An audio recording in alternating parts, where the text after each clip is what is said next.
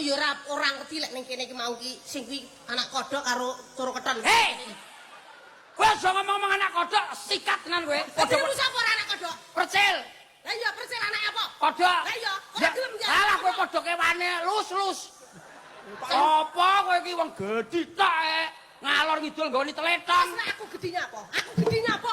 Sewengi ratu karang ora trimo. Sudah. Sabar.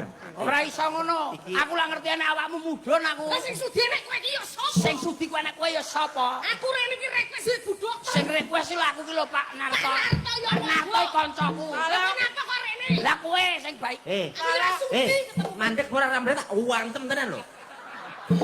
Aku ora sudi aku nyanyi karo kowe. Ngerti yo? Tenan aku. Aja gegeran iki anu ki diundang rene iki kon ngibur masyarakat. Wis ora ngibur apa paten aku. Aku ora gudiken amar kowe, ora gudiken. Aku ki anu penengah, Mbak Yu, penengah. Kok yo melu-melu ngokne? Ora sithik tok aku mau. Ngokne apa? Ayu.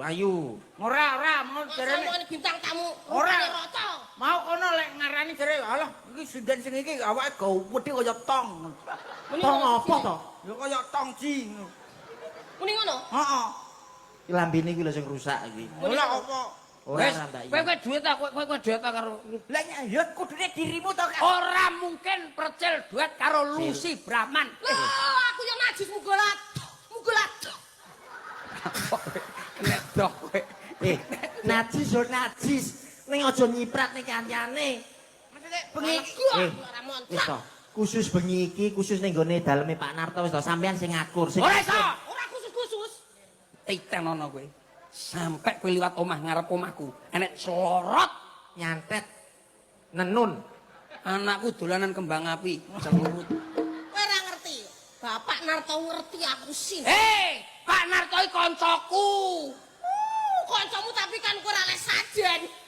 Les sajen kowe. Cacai lho. Les sajen. Ora kelakuan anak buahmu nyuwun sewu Pak Narto bulusi kayak nyepaki sajen. Iya, ancane kowe turusan James Sitan perpayangan lho balas mati lho kacang ijo. Iya demite kowe karo iki. Yo, Mas sing njaluk iki lho mau iki. Oh, gimana? Aku Jane Boker. Ya nyanyi ora?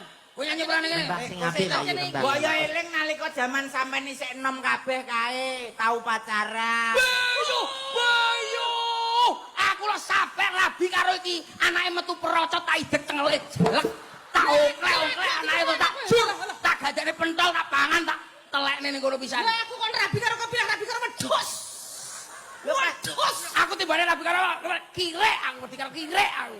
Ben kaing-kaing ora apa-apa. Yo ana Ngelingi jaman aku isih cilik kae lho sampean kan yo goncengan mon. Bayu! Rasuti. Ora sudi, kuwi lak goncengan tak putul-tul. Dek mlaku rono aku ngetan dangulon. Iki montor piye, Ben. Mas. Mbok ngelingi to. Zaman dhisik sampeyan ki mesti gendong-gendongan karo Mbak Lucy. Udan-udanan ngono kae. Aku lah digendong mesti kene aku dikei rokok. Aduh. Kuwi wayang. Ben. Nyanyi lho. Kira wani kowe karo. Ora, nyanyi lho, jare Pak Narto lho. Buakne teko kene kowe kok. Ora sedeng. Bengi iki akur sampean yo ngono lho, Kang. Yo, Sampeyan ku sing tuwek aku tak duet ya. nyontoni. Heeh.